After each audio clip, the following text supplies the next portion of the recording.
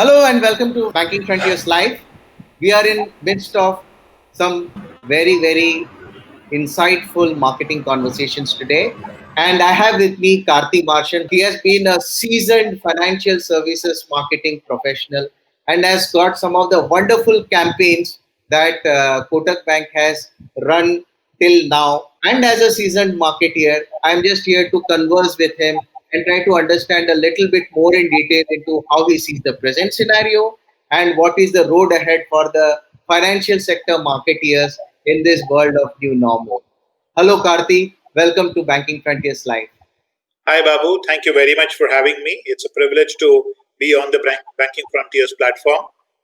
I look forward to what will hopefully be an educational conversation for me at the very least, and I hope I make it worth the while of the audience who makes the time to come and listen to us. Thank you very much. Thank you for being a part of this conversation and your support as always. So, Karthi, first of all, I have been reading a lot about you, and you have always been saying that what makes you a good marketeer has been eavesdropping. So, can you just highlight how has it made a big mark in your role as a marketeer? Sure.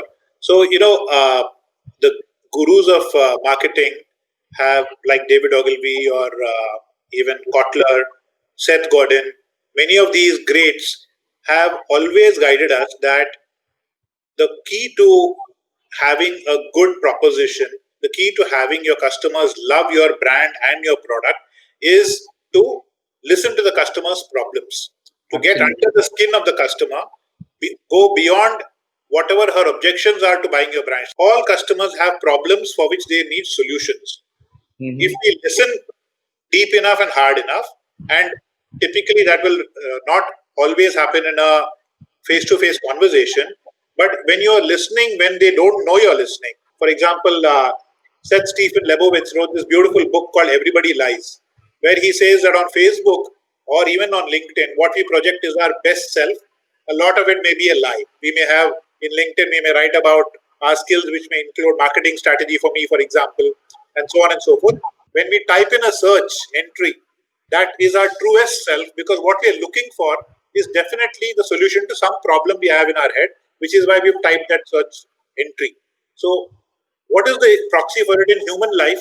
It is literally at parties, instead of trying to impress everyone else, be quiet, sit in a corner, but be within earshot of other people's conversation. You can pick up stuff. Recently, I had a great opportunity in our because of the lockdown. We have a Sakari Bandar in our building where, luckily, so we are all not short of vegetables and so on. But the staff found it difficult to come to serve us. So many of us volunteered to run the store ourselves. Okay. Because of that, I was able to stand there and learn so much about retail psychology, watching how customers shop, watching the interaction that they have with the uh, counter clerks or with us when suddenly we've become not neighbors but we become service providers to them, how the engagement changes, how the relationship changes, how the few store clerks who were coming, how their interaction with the customers versus their interaction with us, the volunteers, suddenly changed, the dynamic changed. This is something I encourage my colleagues to do all the time. Go sit in the branches. Don't even talk to your colleagues in the branch. Just sit in a chair in the corner and just watch what customers come and do and what they say to each other. And there is a ton of learning that can come out of literally 1 hour of observation. Retail is the school of learning for most of the marketeers. Yeah. FMCG, Hindustan Lever has been the biggest school from where the best of the marketeers have come in there in any of the organizations today. And Absolutely. today, when you talk to all the bankers, all the business heads, and the marketeers, all of them have been talking about how you can, on one side, the retail is entering into the banking and financial services space in a big way by trying to sell financial products, insurance, etc., etc.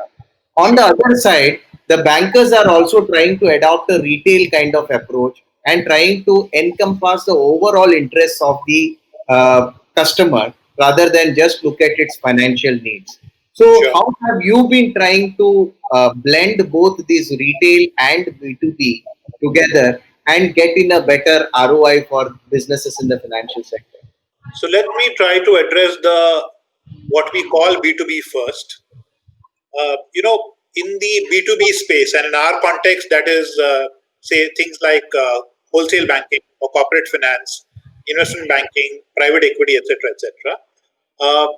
We all imagine that the purchases in the B2B space are rational, purchases in the B2C space are more emotional. Because, like you correctly pointed out, alluded, brands like Hindustan Lever have taught us that even if you're selling detergent, you must make it an emotional decision for the homemaker.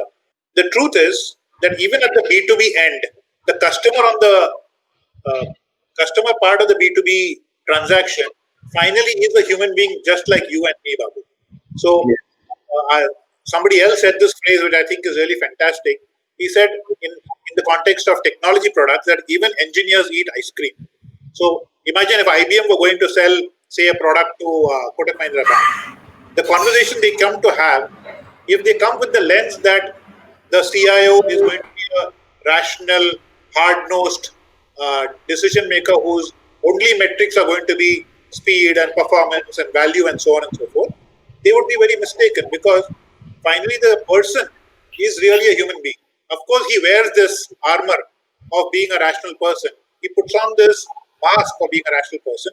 But the truth is, he also goes home and plays with his grandchildren. He also goes home and wants to eat a particular kind of dish and expresses that to his wife if she is cooking, or he wants to go home and cook himself if he enjoys cooking. So there is a human side to every single one of us.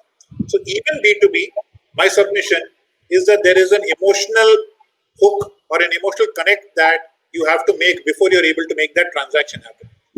In the B2C space, in financial services, historically, that used to be the thinking, that financial products are rational products. So we will sell on the basis of price alone. So if I sell a bank account, it will be on the savings interest rate. If it is a loan product, again, it will be on the lending rate. If it is a mutual fund, it will be on the basis of my NAV. If it is a brokerage, it will be, if it's a broking product, it will be on the basis of the price of the brokerage. And if it is insurance, it will be on the price of the premium or the size of the cover. Now, the truth is, no customer, no human being is interested in any of those numbers. They know they have to pay it. The concept is that what they pay for that benefit is what we'll call rent. But what they want is actually something very different, right? As a human being, I want a house. I end up taking a home loan, so I have to figure out what the rate is and so on and so forth. What I really want is a home, or a car, or a scooter, or a television, or whatever it is. When I'm buying stocks, what I really want is to be able to make more money than my job is able to provide me, with a view to securing my future, my children's future, etc. Similarly with mutual funds. When you bring that insight to B2C marketing in financial services, what you will start to do is you will start to connect with the customer at a slightly higher plane, which is to understand what her problem is, to see how your product solves that problem, to connect at that level. And once you do that successfully, then the price of the product is immaterial. Then, exactly like Apple, you can charge 4 times the price for a product that could have cost, you could have only got 1x of the price. Like if you, for a comparable Android product, you'd pay $100. For an Apple, you're willing to pay $500. And that's the difference. But of course, that's not the only difference. My point here is not to say that financial services brands should charge more. The point here is to say that financial services brands have sold all our products as commodities. They should sell them like brands. They should sell the emotional value and the benefit. So that actually dwells upon the important aspect of experience. If you combine that experience with the product and of Right. course the technicalities of the product, I Right. think the blend of experience with the product is basically what the customer ultimately wants. Experience is what you sell. Completely, absolutely correct. And in that context, use the word experience and look at the experience you will have in a restaurant, the experience you might have at a Disney World, and the experience you might have at a typical bank branch. The typical bank branch experience, my suspicion, will be very similar to what you will get at a railway ticket booking counter or the post office, whereas the experience you have at a restaurant or a Walt Disney is of a very, very different nature, right? Now, what will happen if I try to replicate the Walt Disney experience in my bank branch? Isn't that going to be dramatically different? And when that is so, isn't the customer likely to be willing to engage more, be more loyal, spend more of her money with me, recommend me to others, rave about me on social media, etc., etc.? Obviously, yes. There's one more thing about financial services which is unique, which goes even beyond the Disney World and the restaurants, which is the key.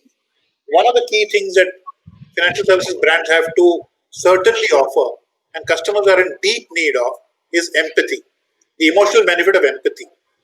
Because we all come to financial services products because we have a financial problem to solve of some kind or the other. Now, even expressing our financial problems, most of us, particularly Indians, find very awkward.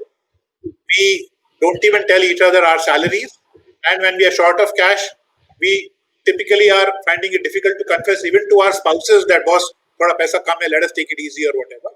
We are all embarrassed to have that conversation around money. When you're forced to have it with a financial services provider, with your relationship manager or your insurance agent or whatever, on the other side, the key ingredient that that person must bring to the conversation to ensure a successful as well as rewarding conversation for both sides is empathy.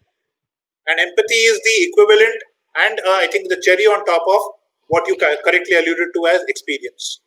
Over and above experience, I think the quality of empathy is what will make great brands stay great brands.